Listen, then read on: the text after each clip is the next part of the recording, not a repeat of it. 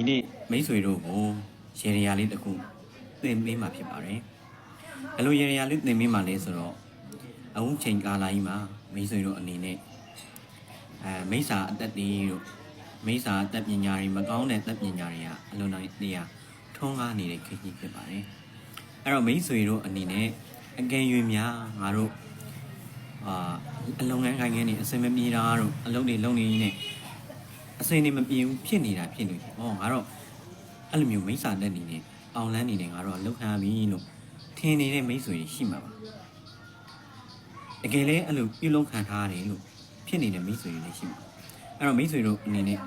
လုံးဝမယ်နီလန်းလေးတစ်ခုကိုသင်ပေးမှာဖြစ်ပါတယ်အဲ့နီလန်းလေးကလွယ်ပါတယ်ဘယ်လောက်လွယ်လဲဆိုရင်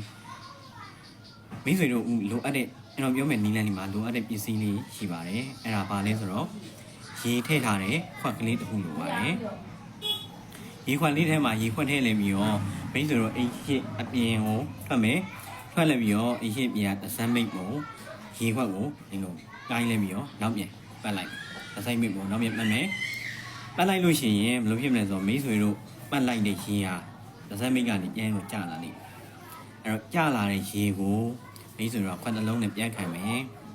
ခံလိုက်ပြီးတော့အဲ့ခွက်ထဲကရေကိုပြန်လိုက်ပြီးတော့ရင်တန်မှုတန်တန်လေးတပူးလေးမှာထည့်မယ်အဲ့လိုထည့်ပြီးသွားလို့ရှိရင်ကျွန်တော်တို့တဏ္ဍနကုံအပြန်ခါတာဆိုတာရှိပါတယ်တဏ္ဍနကုံအပြန်ခါတာဆိုတာရှိပါတယ်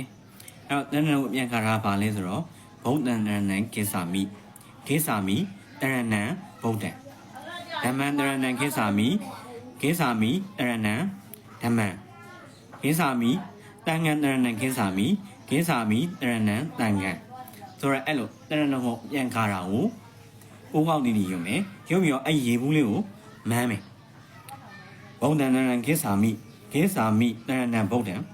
ဓမ္မံတဏ္ဏကိစ္ဆာမိကိစ္ဆာမိတဏ္ဏဓမ္မံတန်ခံတဏ္ဏကိစ္ဆာမိကိစ္ဆာမိတဏ္ဏတန်ခံဆိုလည်းမျိုးအဲ့ဒါကိုကိုကောက်တီးတီးရုံမယ်ရုပ်ပြီးလို့ရှိရင်မိတ်ဆွေတို့အဲ့ဒါကိုဦးရတီးတီးအဲ့ကိုကဖျက်ရှိခိုးပြီးတိုင်းကိုကရုပ်မယ်ရုပ်ပြီးသွားလို့ရှိရင်မိတ်ဆွေတို့ကမိတ်ဆွေတို့ခန်းစားနေရတဲ့အောင်လန်းတိုက်နေတို့အောင်လန်းတက်တွေတို့ဘာလို့မိတ်ဆွေတို့ခန်းစားနေရတယ်လို့ထင်လို့ရှိရင်အဲ့တရဏဂုံကျွန်တော်ပြောထားတယ်ရေမန်းကို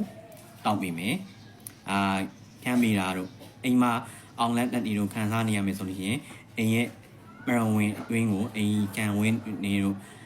အဝင်းတွေတို့အဲ့ဒါမျိုးတွေကိုပတ်ပေးတာတို့အဲ့လိုလုပ်ပြီးမယ်အဲ့ဒါဆိုလို့ရှိရင်ဘာဖြစ်မလဲဆိုတော့မိတ်ဆွေတို့မှာဖြစ်ပွားနေတဲ့အောင်လန်းတက်တွေတို့မကောင်းတဲ့မိစ္ဆာတက်တွေပေါ့အဲ့ဒါတွေက